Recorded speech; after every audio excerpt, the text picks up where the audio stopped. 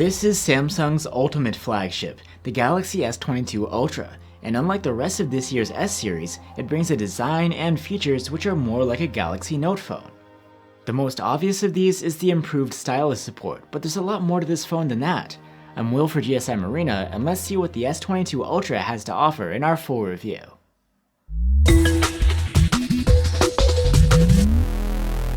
The Galaxy S22 Ultra brings a design that's quite different from the rest of the S series. It's larger and heftier, and its cameras come straight out of the back, rather than being mounted in a camera bump. Plus the Ultra has a flat back, top and bottom, quite like a Galaxy Note device. Another big change over last year's model is that the S22 Ultra integrates the stylus into the design, with a dedicated dock at the bottom. It's a lot more secure, and it means that you'll always have your pen with you, unlike the S21 Ultra where you'd need to keep it elsewhere. And don't worry about the dock, the phone has full IP68 rated ingress protection. Plus it's overall quite durable with Gorilla Glass Victus Plus on the back and the front.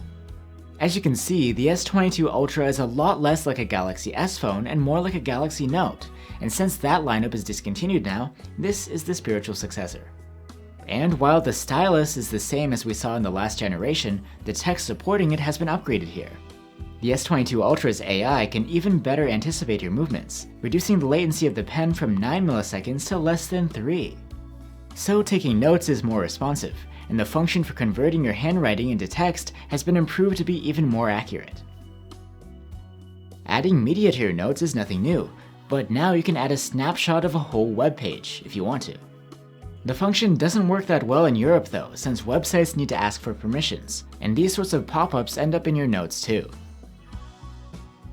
Alright, let's move on to some other features like the display itself. It's a 6.8-inch AMOLED with a QHD resolution and a fast 120Hz refresh rate. This display is curved at the edges, wrapping around to meet the frame. It creates a neat effect, but some people would prefer a flat screen like on the other S22 phones. The 120Hz refresh rate means that swiping and scrolling on screen looks much smoother. The refresh rate is adaptive. With static content, the UI rendering can go as low as 24Hz and as low as 1 FPS to save energy, and it will also adjust to match other content on screen. The display is awesome. With this high resolution, content looks quite sharp, and you also get great contrast and deep blacks thanks to the OLED tech. There's HDR10+ support, and colors can be super accurate depending on the profile you choose in color settings. The S22 Ultra also has class-leading max brightness. With the manual slider, you can achieve 500 nits, and that boosts up to around 830 nits if you enable the extra brightness mode. But that's not all. Enabling auto brightness mode gets you an even bigger boost. We measured a maximum of over 1250 nits. Pretty crazy stuff. In addition to that, when auto brightness mode is on, a new feature called Vision Booster will also adjust the contrast of the screen based on the ambient light to make legibility out in the sun even better. And under the screen sits an ultrasonic fingerprint reader. It's quite fast and responsive to wake up and unlock the phone.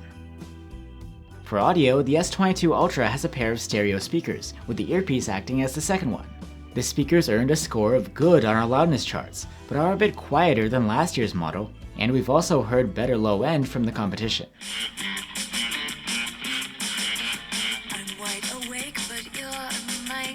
Storage isn't expandable here via microSD, but you can opt for up to a terabyte of space on board if you need it. The interface of the S22 Ultra is Samsung's One UI 4.1 based on Android 12. Besides the features that are based on the stylus, it's the same UI that you'd get on the S22 and the S22 Plus. Of course, one important aspect to keep in mind is Samsung software support. They promise 4 generations of Android and One UI updates, and 5 years of security updates. The interface also brings a few new features, like additional functionality and support for widgets. Android 12 allows you to change the color of your system menus, and even your icons to match your wallpaper. And there's a dedicated privacy dashboard, which organizes all of your privacy and permissions options into one easy-to-reach spot. Under the hood of the S22 Ultra is either an Exynos 2200 chipset for some markets, or a Snapdragon 8 Gen 1 chipset for others. Both are based on a 4nm process and are comparable, but the Exynos variant has a GPU that was designed in collaboration with AMD. We have an Exynos model, and performance here is great as you'd expect from a high-end flagship. It's more than enough to multitask and play heavy games without a hitch. Plus, the thermal management here is quite reasonable. Of course, the previous generation is tough to beat, and in benchmarks, the improvements compared to the S21 Ultra are modest. Powering the S22 Ultra is a 5000 mAh battery, like last year's model, but battery life scores are a little less this time around, with an endurance rating of 108 hours in our tests. Still, that's not too shabby. Charging is a bit complicated though. The S22 Ultra supports up to 45-watt fast charging, but when using such an adapter, we weren't able to charge the phone meaningfully faster than with a 25-watt one. There will be a new 45-watt charger coming from Samsung, but based on the specs and info so far, we don't expect charging speed will be any different with it. Now we have the cameras, a 108-megapixel main cam, a 10-megapixel telephoto with OIS and 3x optical zoom, a 10-megapixel periscope with 10x optical zoom, and a 12-megapixel ultra-wide. The setup is almost exactly the same as last year's, except that the telephoto cameras have different sensors with smaller pixels for some reason. Anyway, let's start off with photo quality from the main cam. Its 12-megapixel shots are good, but don't blow us away. There's plenty of detail, accurate exposure, and lively colors, and the dynamic range isn't as wide as we'd expect from a flagship. The ultra-wide cam delivers sharp and detailed images, which have wide dynamic range. There does seem to be some extra sharpening here. At 3x zoom, we see a good level of detail, wide enough dynamic range, and colors that match the other cameras well. And actually, these zoomed shots are pretty noise-free, cleaner than last year's even.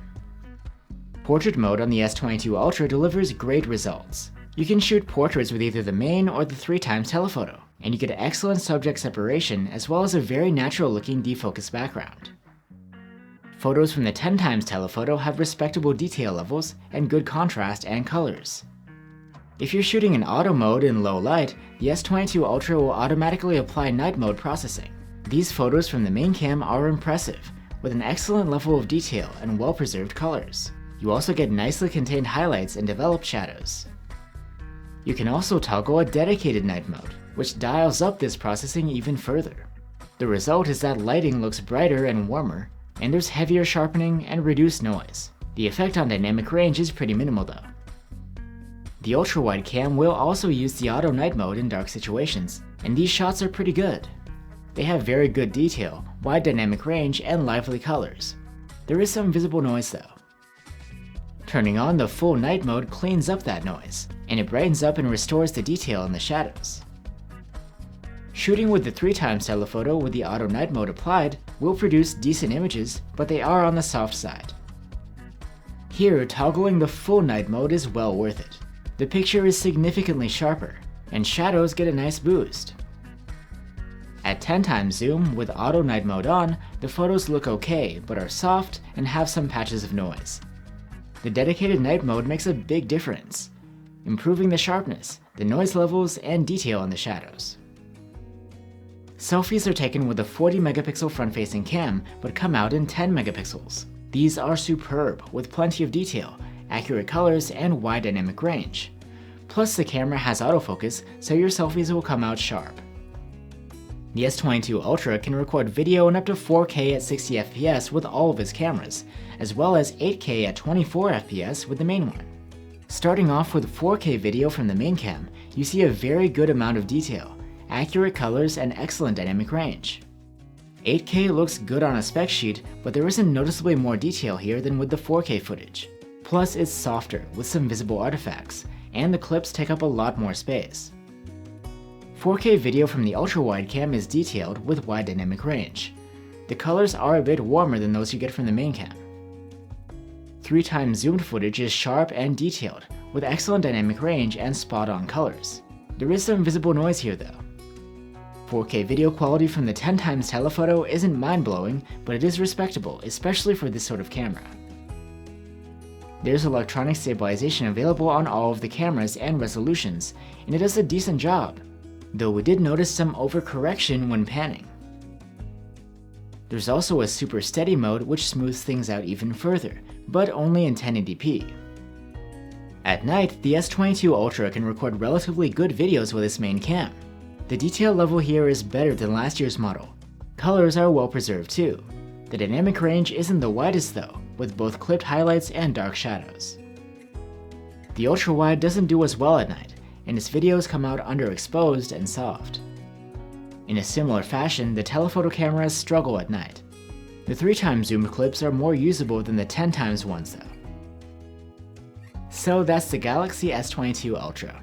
After Samsung skipped releasing a Note phone last year and then discontinued the Notes altogether, this is what they've come up with. It brings the latest flagship features like the cutting-edge AMOLED display and the top-notch chipset, plus the killer cameras.